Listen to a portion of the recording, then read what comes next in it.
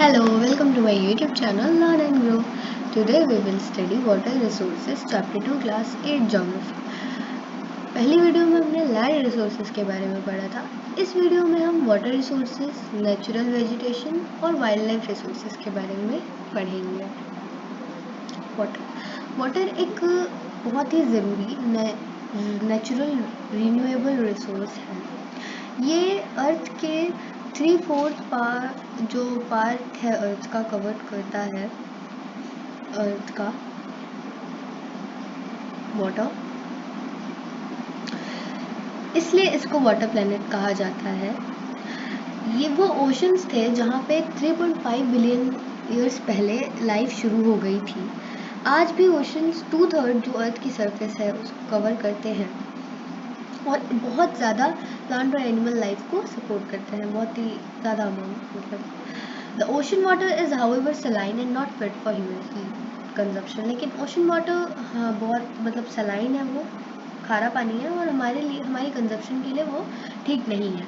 Fresh water 2.7% है, उसमें से भी 70% जो है वो आइस शीट्स और ग्लेशियर्स में प्रेजेंट है, अंटार्कटिका, ग्रीनलैंड और माउंटेन रीजन्स में। ड्यू टू देयर लोकेशन, उनकी लोकेशन की वजह से हम उसे एसेस नहीं कर सकते हैं, हम उसका यूज़ नहीं कर सकते हैं। तो बचा सिर्फ 1% फ्रेश वाटर अवेलेबल है ग्राउंड वाटर में और सरफेस वाटर में कि रिवर और लेक्स में, और वाटर वेपर में, एटमॉस्फेयर में। फ्रेश वाटर बहुत ही प्रीशियस सब्सटेंस है अर्थ पे और इसका टोटल वॉल्यूम हमेशा कांस्टेंट रहता है और हमेशा ज़्यादा लगता है क्योंकि ये एक कांस्टेंट मोशन में चलता है। मतलब कि ocean cycling through oceans, air में, उसके बाद लैंड और फिर बैक अगेन ओशंस।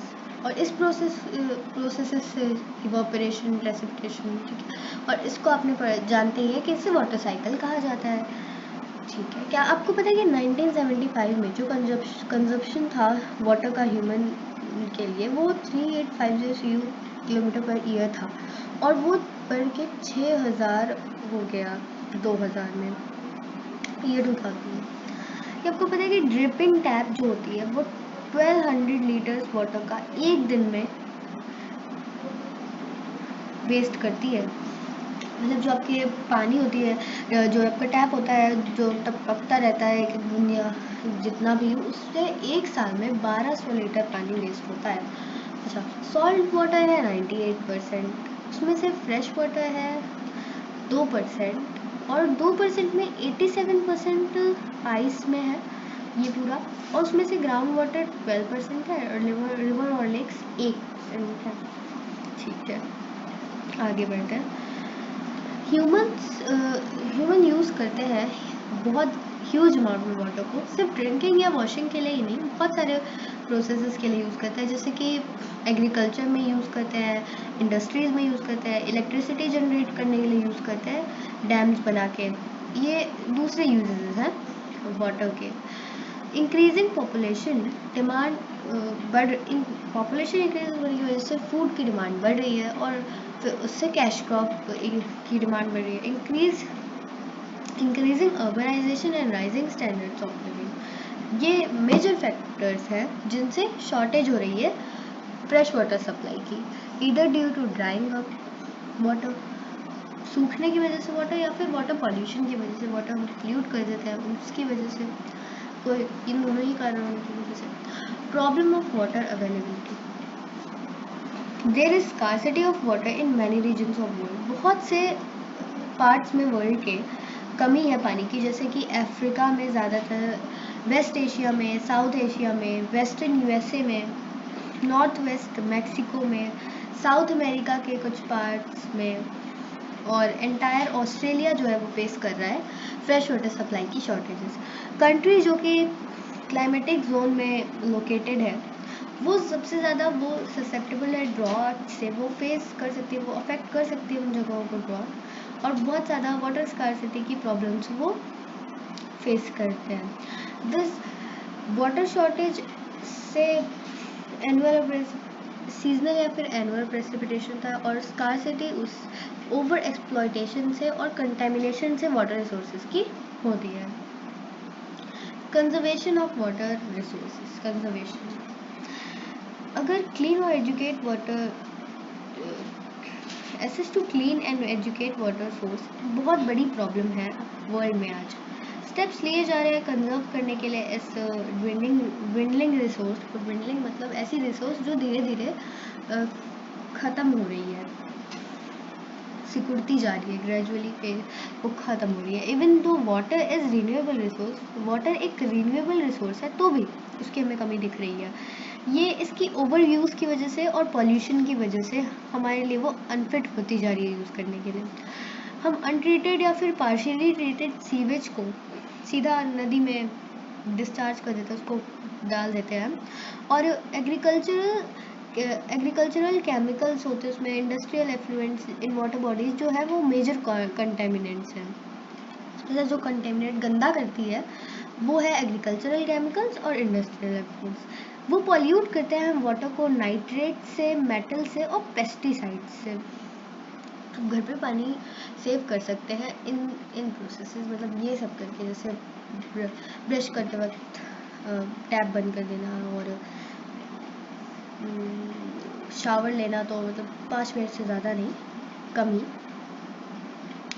और एक ब्रूम का यूज़ करना एक होस की जगह क्लीन करने के लिए आपके घर को, और पानी रोज़ देने की बजाय 1-2 दिन रुक के देना, वाटर प्लांट्स में पानी देना। और ये ड्रिपिंग, जो ड्रिप इरीगेशन होता है, देखना कि कहीं पानी तो नहीं लीक कर रहा है। ये सब हम कर सकते हैं वाटर सेव करने के लिए। जो ज़्यादातर केमिकल्स होते हैं वो नॉन बायोडिग्रेडेबल होते हैं और हमारे तक बहुत इजीली पहुंच सकते हैं जब हम वाटर का यूज़ करेंगे। तो नॉन बायोडिग्रेडेबल वो कन्वर्ट नहीं हो पाएंगे वाटर, या फिर किसी गैस में, कार्बन डाइऑक्साइड में। Water pollution can be controlled by treating this effluent suitably before releasing them in water bodies. हम वाटर पॉल्यूशन कंट्रोल कर सकते हैं इन एफ्लुएंट्स को ट्रीट करके पानी में डालने से पहले। फॉरेस्ट और जो दूसरे वेजिटेशन कवर है वो हम, अगर वो होगा तो सरफेस रन ऑफ नहीं होगा, और उससे अंडरग्राउंड वाटर बनेगा, रिप्लेनिश होगा। वाटर हार्वेस्टिंग दूसरा मेथड है सरफेस रन ऑफ सेव करने के लिए। जो कैनल यूज़ किए जाते हैं इरिगेशन फील्ड, इरिगेट करने के लिए फील्ड को, वो भी प्रॉपरली लाइन होने चाहिए, ताकि जो वाटर सीपेज से जो वाटर का लॉस होता है उसमें कमी हो सके।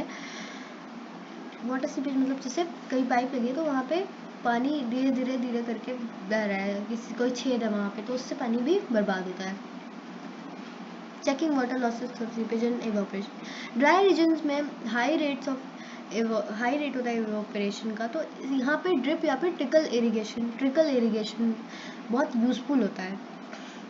जो वैल्यूएबल वाटर रिसोर्स है वो कंजर्व किया जा सकता है इसमें ऐसे इरिगेशन का टेक्निक यूज़ करके। जैसे ये ड्रिप इरिगेशन होता है, यहाँ पे धीरे धीरे प्लांट मतलब ऐसे पाइप लगा देते हैं, तो प्लांट्स के पास धीरे टिप करके पानी, जैसे पानी गिरता रहता है, ताकि पूरे दिन पानी मिलता रहे उन्हें, पानी सूखे ना, कमी ना हो पानी की। Natural vegetation and wild life. कुछ स्कूल चिल्ड्रन एक एग्जीबिशन में गए, हैंडीक्राफ्ट एग्जीबिशन में। वहाँ पे उन्होंने आर्टिकल्स जो थे वहाँ पे एग्जीबिशन के, वो डिफरेंट कंट्रीज से ले आए गए थे। मोना ने एक बैग लिया और उसने कहा कि वाह कितना ब्यूटीफुल हैंडबैग है। तो मैम ने कहा कि हाँ ये जूट से बना है, क्या तुम बास्केट, लैंप और शेड्स देख सकती हो, चेयर्स देख सकती हो, ये सब कैंस और बैम्बू से बने हैं। ईस्टर्न और नॉर्थ ईस्टर्न ह्यूमिड रीजन्स में इंडिया के बैम्बू बहुत ज़्यादा ग्रो करता है, ह्यूमिड रीजन्स में इंडिया के नॉर्थ ईस्टर्न और ईस्टर्न में। जस्सी ने एक सिल्क स्कार्फ देखा और बहुत एक्साइटेड हुआ उसको देख के, कि उसने बोला कितना ब्यूटीफुल स्कार्फ है। टीचर ने एक्सप्लेन किया कि सिल्क जो है वो सिल्क वॉर्म से ऑब्टेन करा जाता है, सिल्क वॉर्म से, जो कि मलबेरी ट्रीज पे पाए जाते, मतलब वहाँ से खाते हैं, वहाँ पे ब्रेड करते हैं। The children understood that plants provide us with many different products that we use in our day to day life. Children समझ गए कि प्लांट्स हमें बहुत सारी डिफरेंट प्रोडक्ट्स देती हैं जो कि हम अपनी डे टू डे लाइफ में यूज़ करते हैं। नेचुरल वेजिटेशन और वाइल्ड लाइफ सिर्फ बायोस्फीयर में ही एग्जिस्ट करता है। Biosphere, narrow zone contact between lithosphere, hydrosphere and atmosphere, जिसको हम बायोस्फीयर कहते हैं। Biosphere living beings are interrelated. Biosphere में लिविंग बींग्स इंटररिलेटेड और इंटरडिपेंडेंट होते हैं एक दूसरे के ऊपर सर्वाइवल के लिए। जो लाइफ सपोर्टिंग सिस्टम है उसको हम इकोसिस्टम कहते हैं। वेजिटेशन और वाइल्ड लाइफ दोनों ही वैल्यूएबल रिसोर्स है। वेजिटेशन, नेचुरल वेजिटेशन और वाइल्ड लाइफ, ये दोनों ही बहुत वैल्यूएबल रिसोर्सेज हैं। प्लांट्स हमें टिम्बर प्रोवाइड करते हैं। टिम्बर वो लकड़ी होती है जो कि यूज़ की जाती है हाउस या फिर बिल्डिंग्स और कारपेंट्री में यूज़ की जाती है बनाने के लिए चीज़ों को। हमें शेल्टर देती है, एनिमल्स को शेल्टर देती है, हमें भी देती है। हमें ऑक्सीजन देती है जिससे हम सांस लेते हैं। वो सॉइल को प्रोटेक्ट करती है जो कि क्रॉप्स ग्रो करने के लिए बहुत ज़रूरी है, और एक शेल्टर और बेल्ट की तरह एक्ट करती है, जैसे कि हमने पिछली वीडियो में देखा था शेल्टर बेल्ट क्या होता है। Help in storage of underground water, वो अंडरग्राउंड वाटर की स्टोरेज के लिए हेल्प करती है। हमें फ्रूट्स देती है, नट्स देती है, लेटेक्स देती है, टर्पेंटाइन ऑयल देती है जो कि यूज़ किया जाता है मतलब थोड़ी सफाई में, क्लींजिंग एजेंट वो एक, और and also the paper that is so essential for your studies. These are innumerable uses of plants and you can add some more innumerable uses कि बहुत सारे uses, countless uses है उसके, बहुत सारे uses plants है और नेचुरल। वाइल्ड लाइफ में आता है, वाइल्ड लाइफ इंक्लूड करता है एनिमल्स को, बर्ड्स को, इंसेक्ट्स को और एक्वेटिक लाइफ फॉर्म्स को भी इंक्लूड करता है। वो हमें मिल्क, मीट, हाइड्स और वुल प्रोवाइड करते हैं। हाइड्स मतलब होता है हमारे, हाइड्स मतलब होता है शेल्टर होता है हाइड्स मतलब। और हनी भी होती है, वो हम हनी प्रोवाइड करती है और पॉलिनेशन में हेल्प करती है फ्लावर्स के। इम्पॉर्टेंट रोल प्ले करती है एज अ डिकम्पोजर इकोसिस्टम में।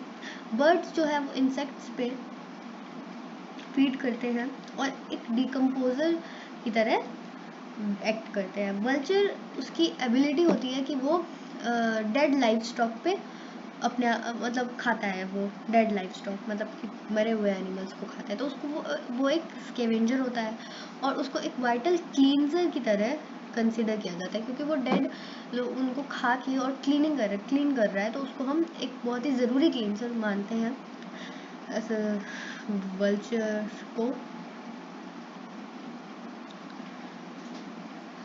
So animals big or small all are integral to maintaining balance in the ecosystem. तो एनिमल्स कैसे भी हो, छोटे हो चाहे बड़े हो, वो बहुत ही इम्पोर्टेंट होते हैं इकोसिस्टम को बैलेंस बनाए रखने में।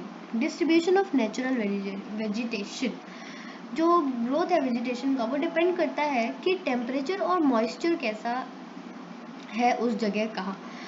जब मेजर वेजिटेशन जो है टाइप जो है मेजर वेजिटेशन के, वो फॉरेस्ट है, ग्रासलैंड है, स्क्रब्स है और तुंद्रा है। तुंद्रा एक मतलब तुंद्रा वैसे तो फॉरेस्ट होते हैं जो बहुत ठंड वाली जगह पे। रेनफॉल, ह्यूज ट्रीज में थ्राइव, जहाँ पे हैवी रेनफॉल होगी वहाँ पे बहुत बड़े ट्रीज होंगे, बहुत अच्छी क्वांटिटी में ट्री होगी वहाँ पे ग्रो करेगी। जो फॉरेस्ट आर दस associated with areas having abundant water supply. Forest जो होते हैं वो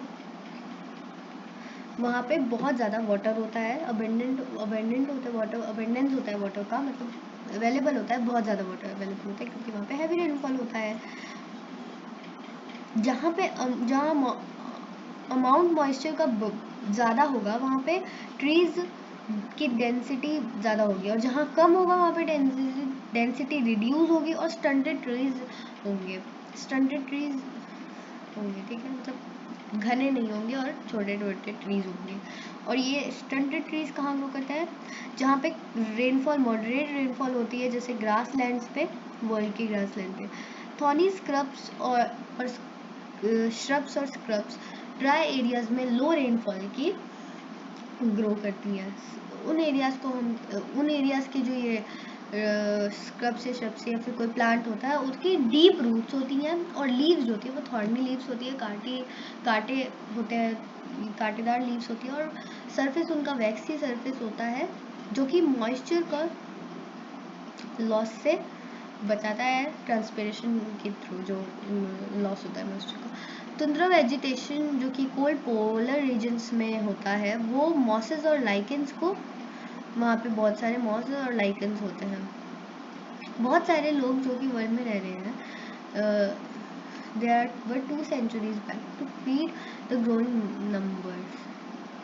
large areas forest have been clear किए जा रहे हैं क्रॉप्स ग्रो करने के लिए। फॉरेस्ट कवर को जो वर्ल्ड पे है वो ख़त्म होते जा रहा है, गायब होते जा रहा है, डिसअपीयर होते जा रहा है। तो बहुत ही ज़रूरी है, बहुत ही अर्जेंट है कि हम कंजर्व करें इस वैल्यूएबल रिसोर्स को। तो पता है एक पाइथन इन अ फॉरेस्ट, ये एक पाइथन है जो कि फॉरेस्ट में ही है। Conservation of natural vegetation and wildlife. Forests are our wealth. Plants give shelter to the animals and together they maintain the ecosystem. Forest हमारी wealth है, प्लांट्स शेल्टर देते हैं एनिमल्स को, और वो दोनों मिलके एक बहुत इकोसिस्टम बनाते हैं। क्लाइमेट में चेंज और ह्यूमन इंटरफेरेंसेस की वजह से जो नेचुरल हैबिटेट्स है प्लांट्स और एनिमल्स के लिए वो ख़त्म होते जा रहा है। बहुत सी स्पीशीज़ जो है वो वल्नरेबल हो गई हैं, मतलब ऐसे इधर उधर उनको कई जगह नहीं मिलती रहने की, उनको शेल्टर नहीं मिलता, और बहुत से एंडेंजर्ड हो गई है स्पीशीज़, और बहुत सारी तो एक्सटेंशन की कगार पे आ चुकी हैं। Deforestation, soil erosion, constructional activities, forest fire, tsunami, landslide, जो ये सब नेचुरल फैक्टर्स हैं जो कि एक्सटेंशन करते हैं इन रिसोर्सेज का। Major concern is the poaching मतलब होता है कि पोच, अभी नीचे बताएगा पोचिंग मतलब, which result in sharp decline in the number of particular species.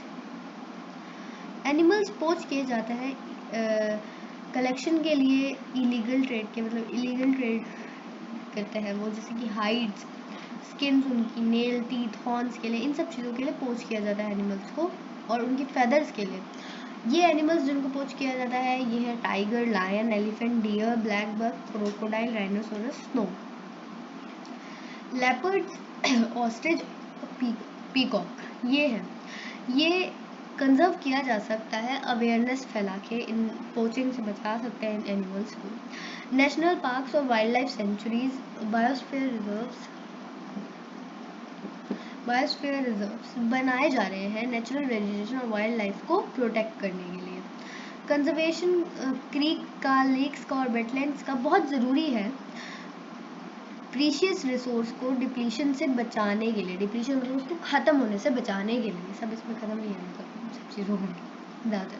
Creek, lake, मतलब क्रीक्स जो होते हैं स्ट्रीम, किसी रिवर का स्ट्रीम या ट्रिब्यूट, उसको हम क्रीक कहते हैं। Balance in the environment if the relative number of species is not disturbed. एक बैलेंस बना रहेगा एनवायरनमेंट में अगर जो है रिलेटिव नंबर स्पीशीज जो है वो डिस्टर्ब ना हो। ह्यूमन एक्टिविटीज़ कुछ पार्ट्स में वर्ल्ड के डिस्टर्ब करती है नेचुरल हैबिटेट्स को, बहुत सारी स्पीशीज़ की, ड्यू टू इनडिस्क्रिमिनेट किलिंग्स। इन किलिंग्स से मतलब उसको मारे, जैसे लेपर्ड को, ऑस्ट्रिच को, पीकॉक को, तो उससे क्या होगा, बहुत से बर्ड्स और एनिमल्स जो है वो एक्सटिंक्ट हो जाएंगे, और कुछ जो है वो एक्सटिंक्शन के कगार पे तो आ ही चुके हैं। अवेयरनेस प्रोग्राम जैसे कि सोशल फॉरेस्ट्री और वन महोत्सव को एनकरेज करना चाहिए रीजनल और कम्युनिटी लेवल पे, ताकि कंजर्वेशन हो सके। कुछ स्कूल चिल्ड्रंस को एनकरेज करना चाहिए बर्ड वॉच देखने के लिए, और विज़िट करना चाहिए नेचर कैंप्स में, ताकि वो अप्रिशिएट कर सके वेरिएट स्पीशीज़ और हैबिटेट की। बहुत सी कंट्रीज़ ने लॉज पास किए हैं ऐसे इलीगल जो ट्रेड होता है, जो बर्ड्स और एनिमल्स की किलिंग है उनके अगेंस्ट। इंडिया में लायन को, टाइगर को, डियर को या ग्रेट इंडियन बस्टर्ड और पीकॉक को किल करना इलीगल है। An international convention cities has been established that lists several species of animals in which trading prohibited. International convention जो है सीरीज है उसने एस्टेब्लिश किया है कि बहुत सी स्पीशीज जो एनिमल्स और बर्ड्स की है वो उनका ट्रेड बंद, मतलब प्रोहिबिटेड, मना हो चुका है। Conservation of plants and animals हमारी एथिकल, सब सारे सिटीजन की वर्ल्ड के एथिकल ड्यूटी होनी चाहिए कि हम कंजर्व करें कंजर्वेशन करें प्लांट्स और एनिमल्स का। नेशनल पार्क्स एक नेचुरल एरिया होता है जो कि डिज़ाइन किया जाता है इकोलॉजिकल इंटीग्रिटी को प्रोटेक्ट करने के लिए, एक से ज़्यादा इकोसिस्टम्स को जो प्रेजेंट है फ्यूचर जनरेशन के लिए उनको प्रोटेक्ट करने के लिए। बायोस्फीयर रिजर्व्स जो सीरीज होती हैं प्रोटेक्टेड एरियाज होते हैं जो कि ग्लोबल नेटवर्क से लिंक्ड होती हैं, इंटेंडेड टू डिमॉन्स्ट्रेट करने के लिए रिलेशनशिप कंजर्वेशन और डेवलपमेंट के बीच में। कंजर्वेशन होगा तभी डेवलपमेंट होगा, इन दोनों के बीच में बायोस्फीयर रिजर्व्स। ठीक है, क्या आपको पता है कि सिटीज़ जिसकी फुल फॉर्म क्या है? Conventional international trade in endangered species of wild fauna and flora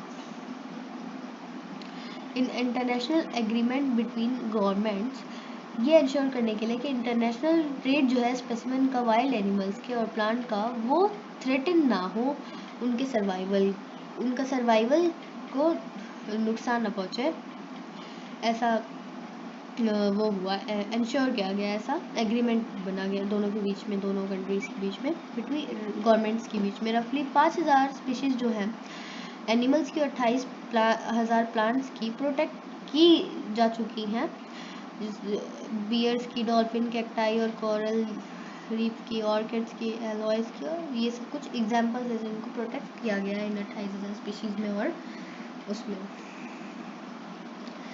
तो ये चैप्टर ख़त्म हो चुका है, natural resources, naturalisation and wild life resources, ये जो चैप्टर था लैंड एंड वाटर रिसोर्सेज, ये चैप्टर ख़त्म हो चुका है। अब हम मिलेंगे अगले वीडियो में अगले चैप्टर में। Thank you, like share and subscribe.